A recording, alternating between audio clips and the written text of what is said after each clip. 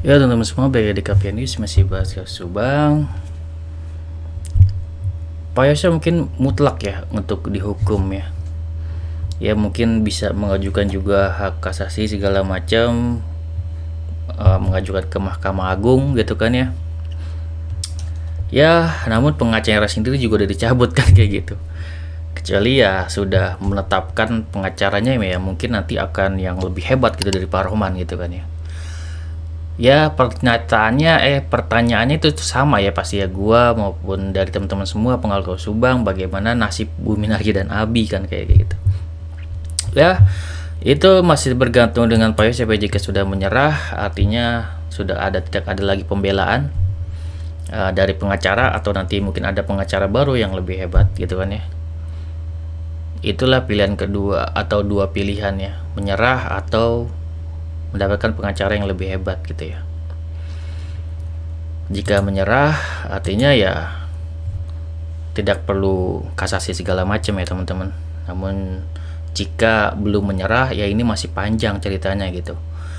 Orang misalkan saya seperti Sambo gitu kan ya, walaupun sama kan, Sambo kan bahkan ya, Sambo itu kan dihukum mati teman-teman. Kalau dibilang hukuman mati sudah tidak ada ya, Sambo masih ada gitu. Sampai sekarang hukuman mati sebenarnya masih ada gitu ya. Dan sekarang mungkin diperlakukannya untuk teroris kali ya, yang pantas gitu kan ya. Dan di sini Sambo itu pada saat itu sama seperti Pak Yosep, ditolak gitu kan ya, untuk bandingnya.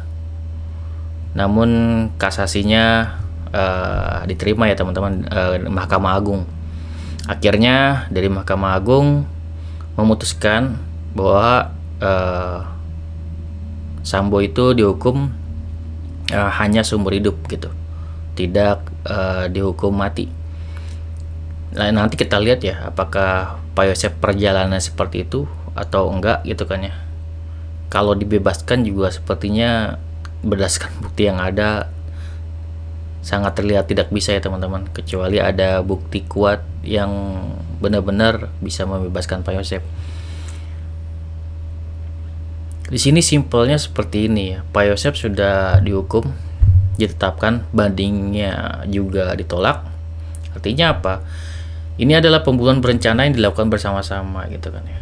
Artinya Pak Yosep bab 1 sudah kelar, diakui bersalah. Artinya kalau Pak Yosep diakui bersalah, ini kan dilakukan bersama-sama gitu kan ya. Dinyatakan bahwasanya bersalah, artinya pernyataan dari Danu ini mutlak benar adanya gitu. Jika pernyataan Danu mutlak benar adanya, Danu tidak menyebutkan Pak Yosep doang.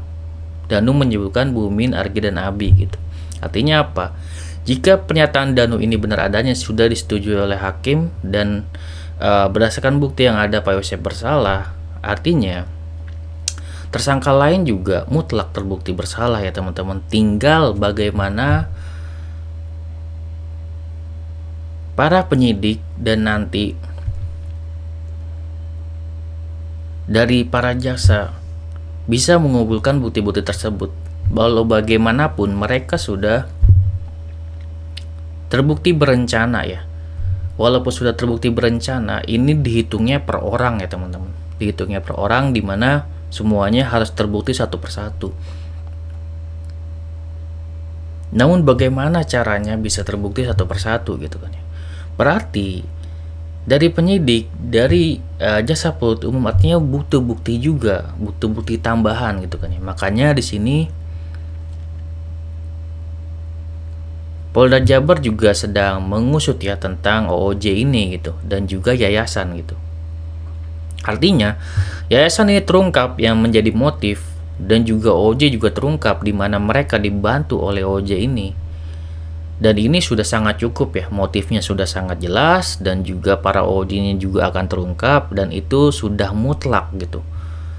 Dan jika semuanya sudah terungkap, kita sebagai netizen juga berpikir lagi nanti gitu.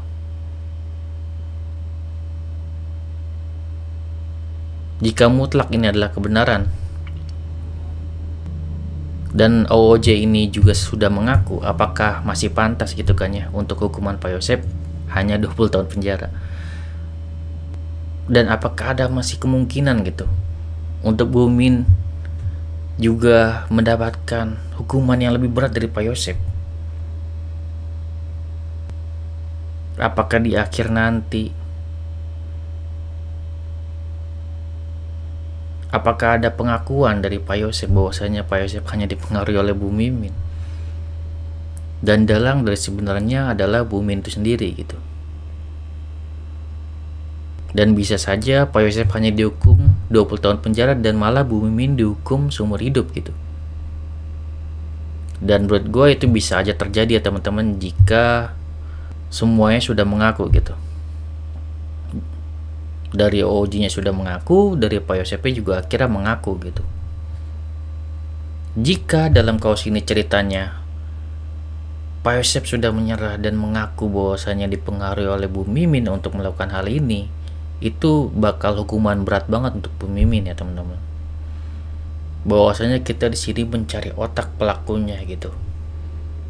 Dan orang yang kita anggap adalah sebagai benar-benar dalangnya bisa jadi